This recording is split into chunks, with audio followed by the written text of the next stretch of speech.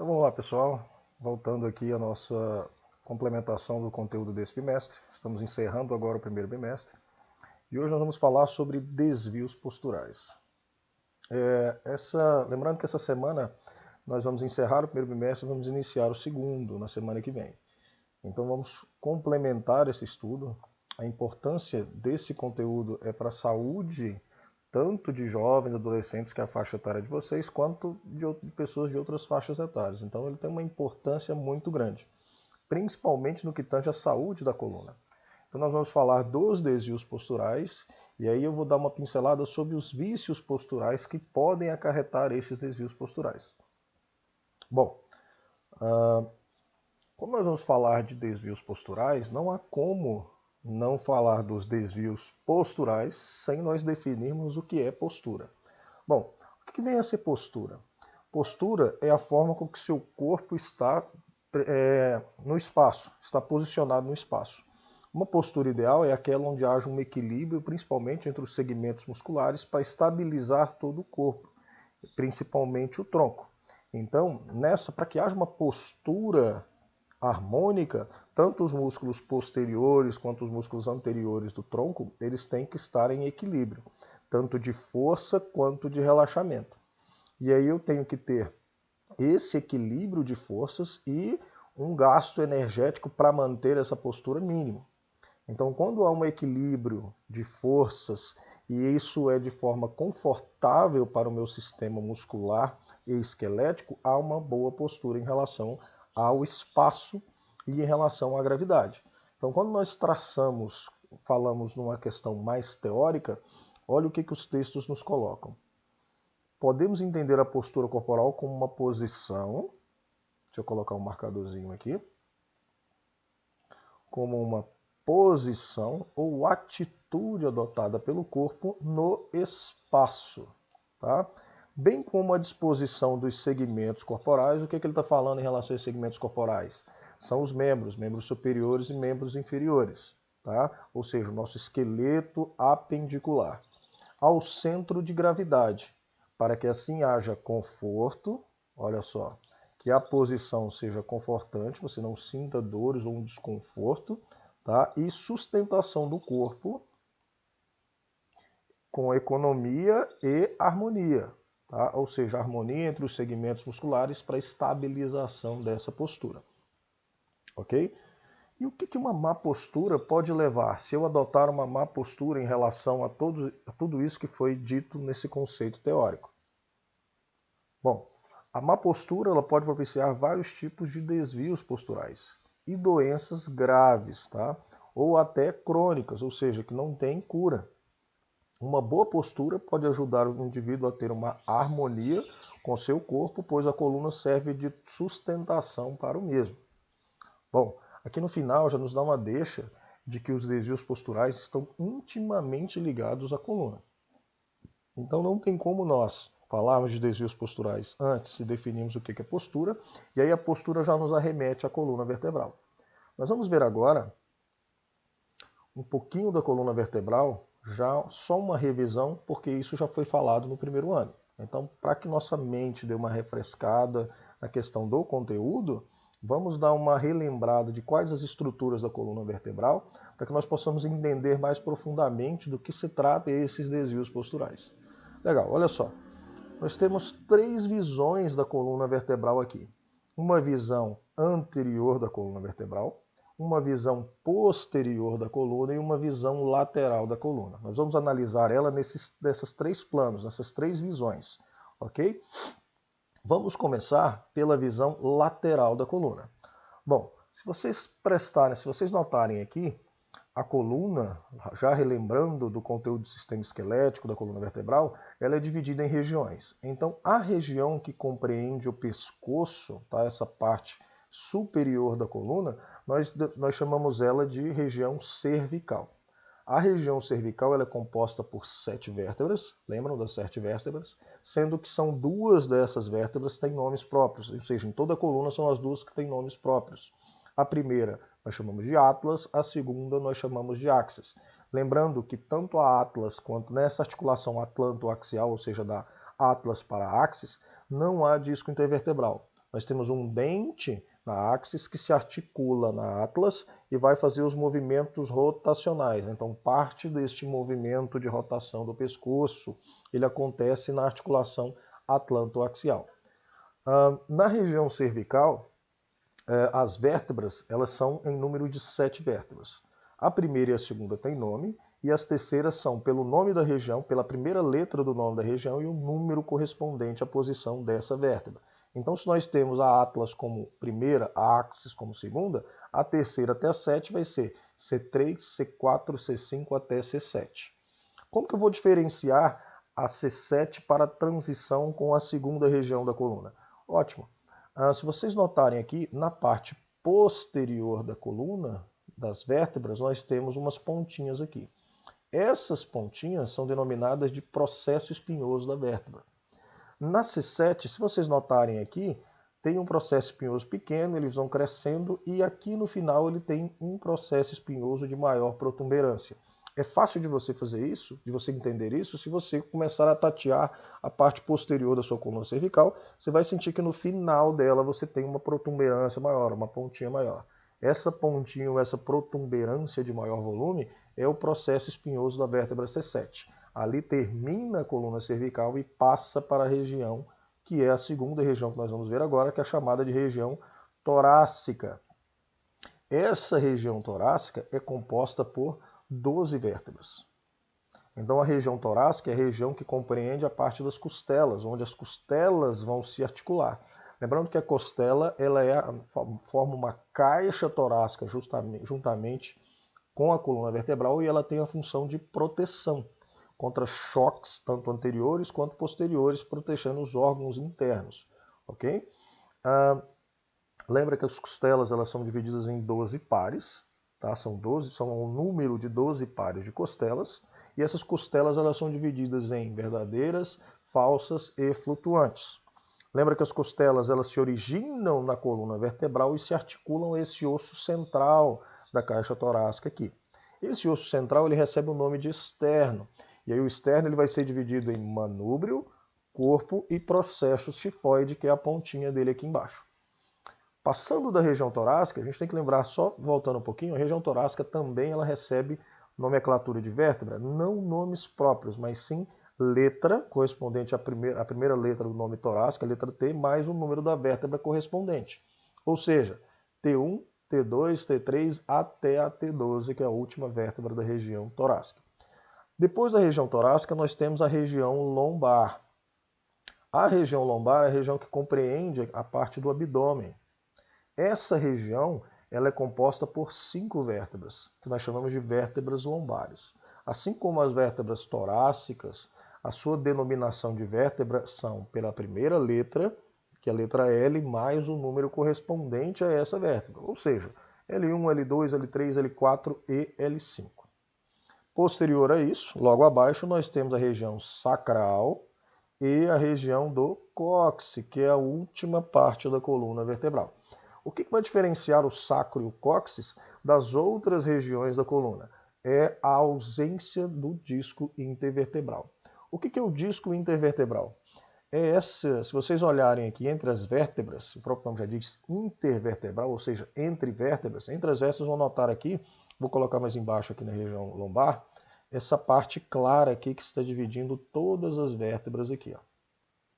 O que acontece com esse disco intervertebral? Ele é um disco fibrocartilaginoso, ele tem um líquido pulposo e aquoso no seu interior e ele faz a função de amortecimento. Então, toda vez que você recebe uma carga axial, ou seja, de cima para baixo, sobre os ombros, essa parte da coluna ela vai achatar um pouquinho, depois ela volta para o seu tamanho normal. Isso serve para amortecer, para que a coluna não sofra com cargas intensas. Tanto a parte do disco intervertebral quanto as curvaturas existentes na coluna vertebral têm essa função de mola, de amortecimento da coluna, para que ela suporte essas cargas.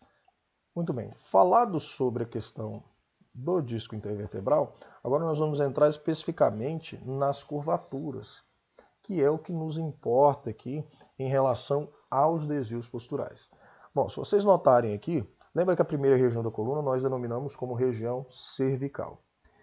Notem que na parte da região cervical você nota uma curvatura para dentro. Na parte da região torácica você vai notar uma curvatura para fora. E na parte da região lombar você vai notar outra curvatura para dentro. E na parte da região sacrococcígena, outra curvatura para fora. Como que nós vamos definir e separar essas curvaturas? Toda curvatura para dentro na coluna vertebral, ela recebe o nome de lordose. Toda curvatura para fora, ela vai receber o nome de cifose.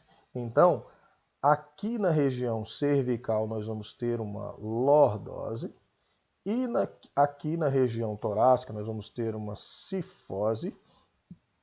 Na região lombar nós vamos ter outra lordose e na região sacrococcígena nós vamos ter outra cifose.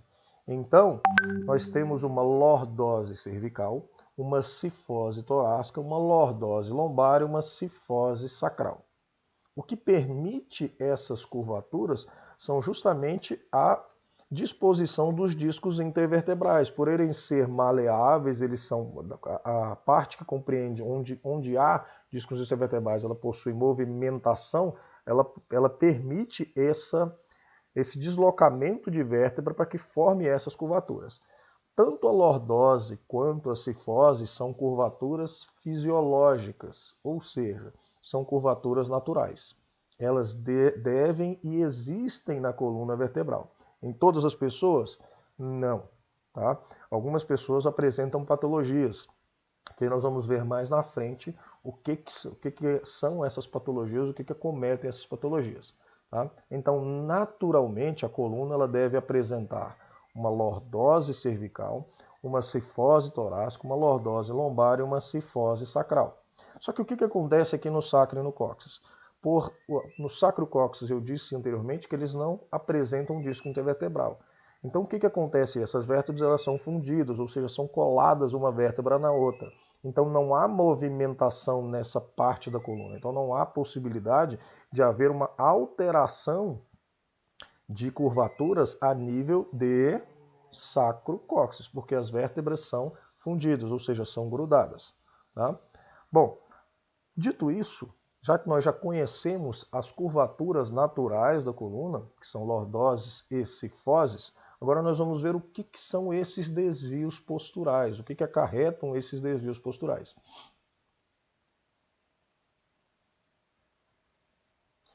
Bom, desvios posturais. O que a literatura nos coloca? De acordo com Martelli e Trapt, de 2006, os desvios posturais são distúrbios, olha só, alterações anátomos fisiológicos, ou seja, de estrutura e funcionamento, que aparecem na pré-adolescência e na adolescência, pois essa fase ocorre o maior pico de crescimento, conhecido popularmente como estirão do crescimento. Então, onde é mais propício de ocorrerem, que fase é mais propício de ocorrerem os desvios posturais? Principalmente na fase em que vocês estão inseridos, da pré-adolescência à adolescência, onde há o maior desenvolvimento a nível de crescimento vertical, tá? Onde o desenvolvimento ósseo ele é maior. Então, onde você está naquele crescimento longitudinal, longilíneo, é a maior prevalência desses desvios posturais de ocorrer, principalmente pelos maus hábitos posturais ou pelos vícios posturais que nós desenvolvemos nessa fase. Então há de se ter uma preocupação maior, principalmente entre pré-adolescentes e adolescentes, tá? Nessa fase, porque o desenvolvimento desses desvios posturais devem ser observados nessa fase para que o tratamento ele seja o mais antecipado possível. Quanto antes for detectado, melhor o tratamento, mais rápido a chance de melhora desse quadro. Tá? É claro que vai depender do tipo de desvio que você tem e o que ocasionou esse desvio. Mas, já que nós estamos falando de desvio, quais seriam esses desvios? Bom, nós temos um desvio chamado de escoliose, tá? Nós temos um desvio chamado de hipercifose e nós temos um desvio chamado de hiperlordose. Eu vou explicar um pouquinho da hipercifose e da hiperlordose e aí a gente entra na escoliose. Vou voltar lá no desenho da coluna, lembra o seguinte, nós temos as curvaturas fisiológicas que são naturais, lordose, cifose, tá? Que são as curvaturas naturais. Quando há uma alteração dessas curvaturas, um aumento ou ausência, uma retificação dessas curvaturas, já passa a ser uma patologia, ou seja, uma alteração que pode levar a um problema de saúde, tá? Principalmente a questão de dores na coluna. Então, quando você tem um aumento da curvatura da região cervical, ou seja, da lordose cervical, esse aumento passa a ser uma hiperlordose. Hiper, grande, máximo. Lordose é o tipo de curvatura. Então você já entende que se é uma hiperlordose, é um aumento abrupto ou grande dessa curvatura.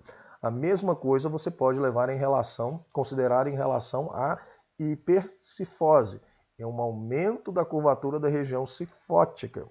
Então, curvatura fisiológica natural, lordose, todos nós temos. Tá? Agora, uma hiperlordose, algumas pessoas podem apresentar por um aumento dessa curvatura. Outro ponto antagônico, que é contrário a isso, seria uma hipolordose ou uma hipocifose. O que seria a hipolordose e a hipocifose? Enquanto o hiper é grande, máximo, muito, um aumento dessa curvatura, a hipolordose já é a ausência dessa curvatura. Então eu posso ter uma hipolordose cervical, que é quando a coluna cervical é retificada, ela fica reta, não há essa curvatura em uma visão lateral. A mesma coisa, uma hipocifose, quando há uma retificação da curvatura da coluna vertebral, quando ela fica retilínea, da coluna torácica, da região torácica. E aí o que acontece? Isso vai levar a emprego de forças diferentes do que deveria ser, ou a mais, nos discos intervertebrais. Onde teria que ter mais tensão, vai haver mais compressão, e onde deveria ter mais compressão, haverá mais tensão. Então eu vou estar dando cargas onde não deveria. Tá? Isso pode levar a problemas nos discos intervertebrais. Dentre eles o mais famoso, que é a hérnia discal, ou hérnia de disco. Bom, quando se fala de escoliose, aí já é algo não fisiológico, ou seja, não há uma curvatura natural chamada de escoliose. Tá? Como que nós percebemos a escoliose no corpo humano? Ótimo. Se nós olharmos aqui na visão posterior da coluna, vocês vão notar que se você olhar uma pessoa de costas, imagina uma pessoa de costas e sem camisa, e você está avaliando o dorso dela, ou seja, a parte do tronco. Se você olhar a coluna dela, ela tem que ser retilínea. Ou seja, lateralmente ela vai haver curvas para dentro e para fora. Só que se você olhar numa visão posterior, ela vai ser retilínea, ela terá que ser retilínea. Quando há uma alteração lateral da coluna, ou seja, quando essa coluna se desloca para o lado, a isso nós damos o nome de escoliose. E aí vai depender do ângulo de curvatura dessa escoliose. Alguns ortopedistas até 10 graus de curvatura, tá? Que eles calculam pelo ângulo de Cobb, através de uma ferramenta chamada de goniômetro, até 10 graus eles não consideram como escoliose, tá? Eles consideram como aceitável. Não normal, porque a coluna não deve ter curvaturas laterais. Então é uma curvatura aceitável até 10 graus. Acima disso, aí já começa a classificação como escoliose. Vamos lá para outro slide, onde nós temos a escoliose propriamente dita. Então aqui nós temos algumas figuras que retratam essa escoliose. Bom, aqui nós temos a escoliose voltada para um lado, com a concavidade à direita e a convexidade. Aqui nós temos uma angulação maior dessa, que já é uma escoliose tóraco-lombar, né, onde ela atinge tanto a região torácica quanto a região lombar. E aqui nós temos uma escoliose interessante nesse quarto, que ela é voltada para os dois lados. Tá? Aqui eu tenho uma na região torácica, outra na região lombar. Aqui eu tenho uma tóraco-lombar, onde ela atinge todas as regiões. E aqui eu tenho o que nós chamamos de escoliose em S. Quando nós falamos do tipo de escoliose, ela pode ser escoliose em C, tá? Que fica bem claro aqui nessas aqui, quando ela é voltada apenas para um lado. Quando ela é voltada apenas para um lado, nós vamos classificá-la como escoliose em C. O tipo dela é em C. Quando ela apresenta curvaturas sinuosas, ou seja, para ambos os lados, nós chamamos ela de escoliose em S.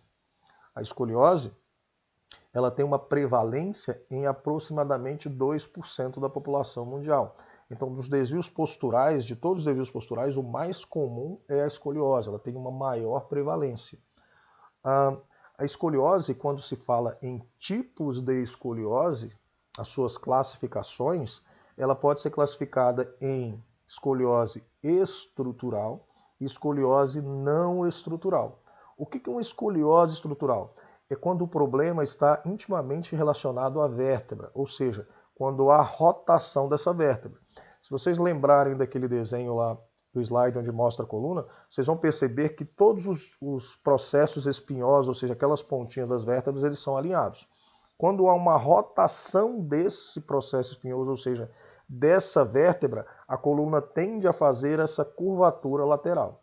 Como que se percebe isso? Quando a curvatura ela é estrutural, quando você pede para a pessoa alinhar ou você deita ela no chão, essa curvatura ela não se desfaz, você não consegue alinhar a coluna. Quando ela é não estrutural, quando você pede para a pessoa retificar a coluna ou corrigir aquela curvatura, ela consegue. Então, você tem a escoliose estrutural e a não estrutural. Outro teste que nós fazemos é o teste de Adams, onde a pessoa vai fazer a flexão de tronco, você vai ficar atrás dela, vai tentar encostar a mão no pé, e aí você vai notar no dorso dela que vai ter a coluna ao centro e os lados musculares, os músculos paravertebrais na lateral aqui. E esses músculos, você vai notar que vai ter um lado mais alto do que o outro. Se houver esse lado muscular mais proeminente, nós chamamos de gibosidade, também é um indício de escoliose estrutural. Na escoliose não estrutural, não há essa modificação na vértebra. Só que aí as causas dessa escoliose, ela podem ser uma escoliose neuromuscular, de problemas musculares, tá? de tonificação muscular e discrepância de forças, ou outra patologia que pode ter levado a esse problema neuromuscular. Ela pode ser uma escoliose congênita, tá? Ou seja, de cunho hereditário, de má formação, ou ela pode ser uma escoliose idiopática, que é a escoliose que tem maior prevalência.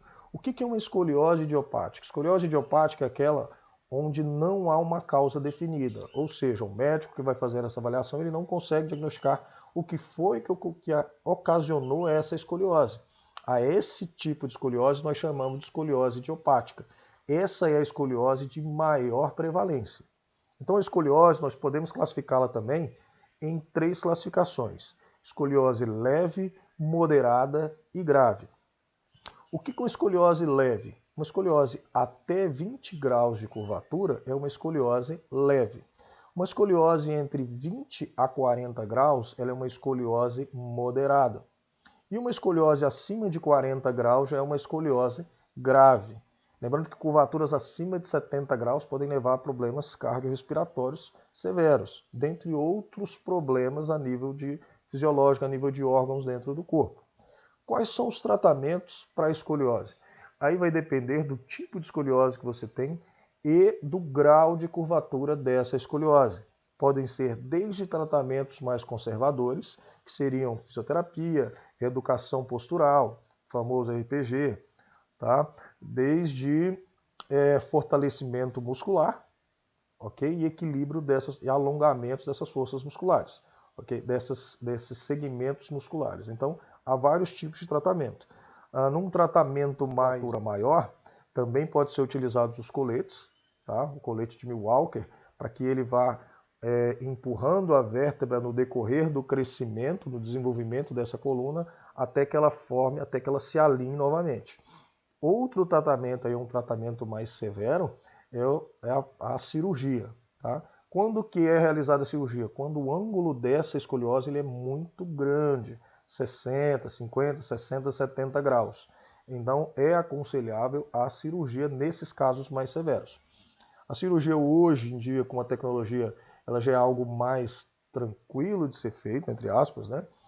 É algo que os médicos entendem melhor e fazem com mais primazia, devido à tecnologia e os estudos em cima disso. há uma qualidade de vida melhor depois da cirurgia, porque você vai alinhar essa coluna e vai melhorar inúmeros sistemas decorrentes ao alinhamento da coluna. E aí, como nós falamos da questão da ocorrência da escoliose, só para reforçar, ela pode ser adquirida ou neuromuscular, ela pode ser congênita e ela pode ser idiopática, que nós já vimos que é sem causa definida.